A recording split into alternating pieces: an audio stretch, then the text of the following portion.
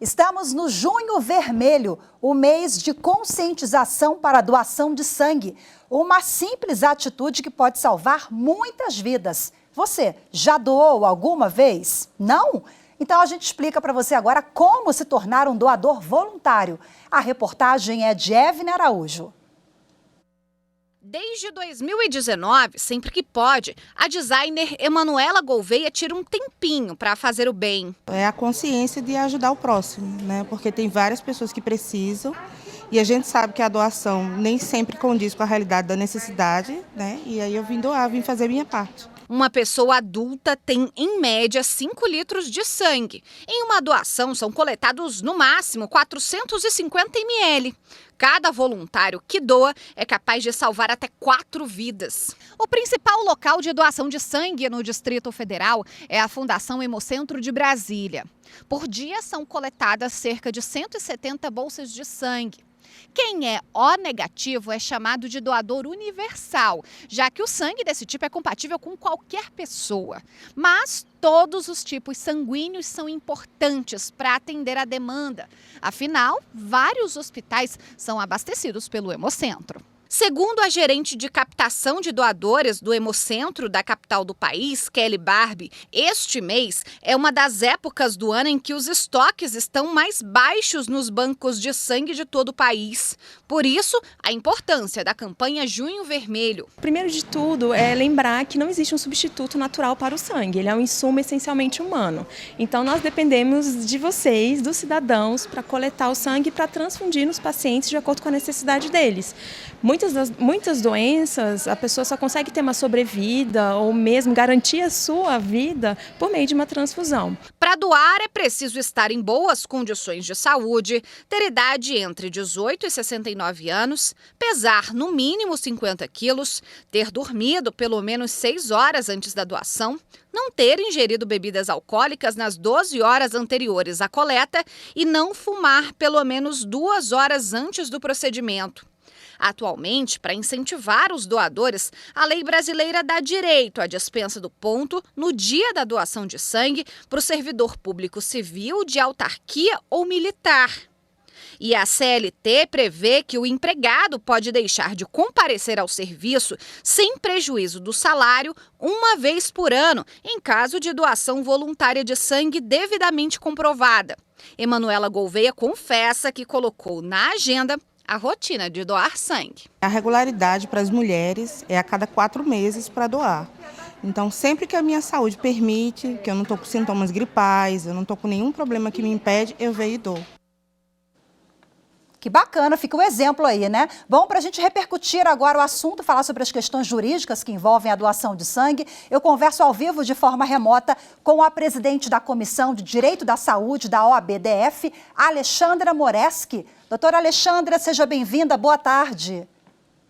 Boa tarde, é um prazer poder estar falando com vocês aqui nesse dia tão importante. Prazer é todo nosso, muito obrigada pela sua participação. Bom, para começar, a doação de sangue ela deve ser voluntária e não deve haver cobrança, né? É gratuito, um ato ali que não pode ter essa relação, direcionamento para quem vai doar. A lei é clara em relação a isso, né?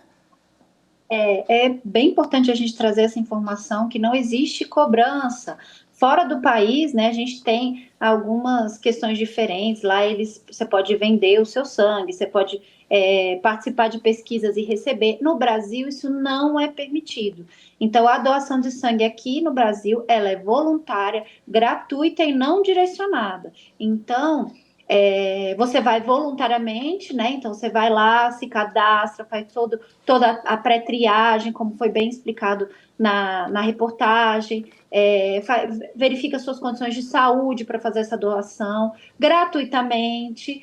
E também não dá para direcionar. Às vezes a gente recebe, né, aquelas correntes, o pessoal fala, fulano está precisando da doação de sangue, então vão lá, doa em nome dele.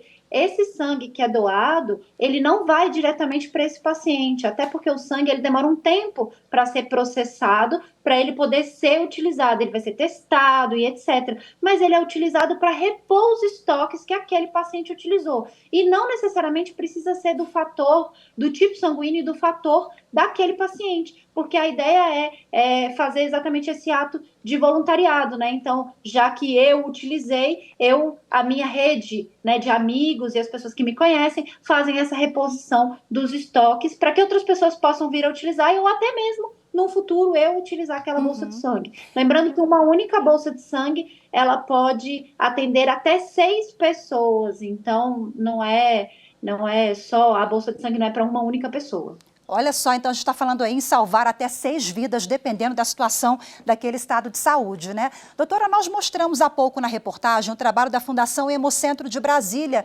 Em todo o país existem trabalhos parecidos, outras fundações. Existe uma previsão em lei para o direcionamento do sangue do Hemocentro para unidades municipais, estaduais? O que prevê a lei nesse sentido? Regra geral, a gente tem 2 tipos de hemocentros, né? A gente tem os hemocentros públicos e privados. Ale, mas se eu não posso receber pelo meu sangue, o hemocentro privado pode cobrar por esse sangue?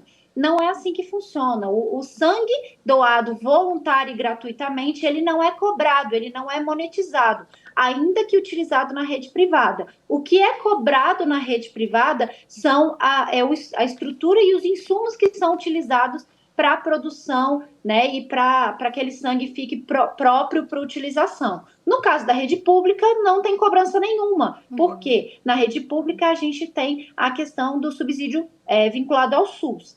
Mas isso não quer dizer que na rede privada não se possa fornecer sangue para a rede pública e da rede pública não possa se fornecer sangue para a rede privada. Porque às vezes a gente tem hemocentros que tem maior ou menor estoque. Então pode haver esse intercâmbio de sangue entre os 2 hemocentros, tá? É possível.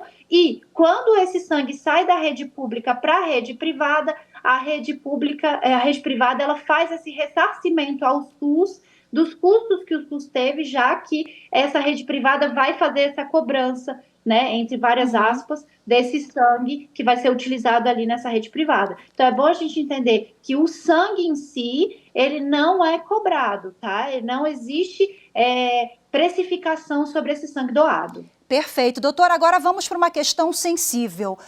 Algumas religiões ou doutrinas, enfim, elas proíbem a transfusão de sangue ou a doação. Como é que o direito se posiciona em relação a isso? Há uma legislação que versa sobre essa questão ou é de foro íntimo porque envolve aí uma religião? A gente tem 2 questões muito importantes quando a gente fala em especial aí dos adventistas do 7º dia, né? Que são aqueles que não aceitam receber e nem doar sangue. 2 questões importantes a gente precisa analisar. Uma, a questão da autonomia do paciente. Então, esse paciente, ele tem direito a decidir pelo tratamento dele, inclusive com relação às questões de recebimento de não só do sangue, mas e dos imunoderivados. Porque a gente fala o sangue, a gente acha que é só doação, mas existem vários outros imunoderivados que são utilizados em diversos tratamentos e que essas pessoas que seguem essa religião não aceitam receber. E a segunda questão é a questão relacionada à autonomia do próprio médico. Então, quando você tem um conflito entre a autonomia do paciente e a autonomia médica, o que normalmente vai prevalecer é a autonomia desse paciente, porque é ele que tem o direito sobre a sua própria vida. Então, a gente tem vários entendimentos já no judiciário de que se a pessoa não quer receber o sangue, ela tem o direito. Como que essa pessoa vai deixar isso registrado? Existe um documento chamado testamento vital, que apesar de chamar testamento,